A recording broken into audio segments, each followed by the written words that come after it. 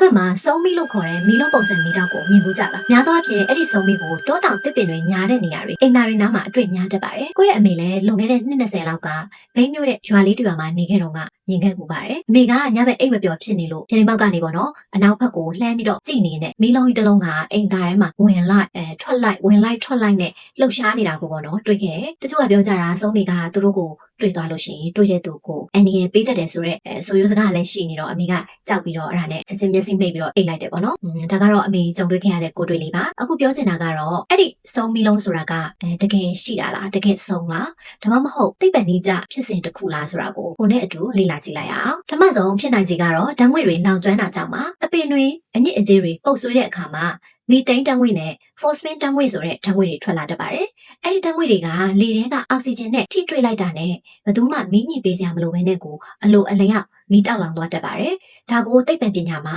Will-o'-the-wisp ဆိုပြီးတော့ခေါ်ပါတယ်။အပြာရောင်မီးလုံးနေအဖြစ်ကိုမြင်တွေ့ရတာပါ။ဒုတိယဖြစ်နိုင်ခြေရှိတာကတော့ဇီဝအလင်းလွတ်ခြင်းပါ။တခါတလေမှာပိုးဆောင်ကျွန်းလေးတွေကအကောင်ရေထောင်နဲ့ကြည့်ပြီးတော့အုပ်စုလိုက်ပြန်တန်းနေတာကိုအဝေးကနေလှမ်းကြည့်ရင်မီးလုံးကြီးတစ်လုံးအဖြစ်မြင်တွေ့ရတတ်ပါတယ်။နောက်ပြီးတော့ foxfire လို့ခေါ်တဲ့အမှောင်ထဲမှာအလင်းလွတ်တက်တဲ့မှုမျိုးစားတွေကလည်းတစ်ပင်ချင်ရင်းတွေမှာစုံမိလိုပဲတစ်ဖြက်ဖြက်လင်းနေတတ်ပါတယ်။တတိယဖြစ်နိုင်ခြေရှိတာကတော့လူအနှဲငယ်ပဲတွေ့ကြုံပူတဲ့ wall lightning လို့ခေါ်တာနဲ့ aquid light လို့ခေါ်တဲ့လျှက်စစ်ဖြစ်စဉ်တွေပါ။ငယ်လျင်ပြည့်ပြည့်ကျော်တွေမှာရှိတဲ့ကြောက်တုံးတွေကအချင်းချင်းပြင်းထန်စွာဖိသိက်ခံရတဲ့အခါမျိုးမှာကြောက်သားတွေကနေ electron တွေကမြေပြင်ပေါ်ကိုအလင်းနှံတွေအဖြစ်စိတ်ထွက်လာတတ်ပါတယ်။ဒါတွေမကပါဘူးမိုးကြိုးပစ်ပြီးတဲ့နောက်မှာလေထဲမှာစွမ်းအင်မြင့်လျှက်စစ်မီးလုံးကြီးတွေပေါ်လာပြီးတော့အလျားလိုက်ပြန်တန်းနေတာမျိုးကလည်းစုံမိလို့အထင်မှားစရာဖြစ်တတ်ပါတယ်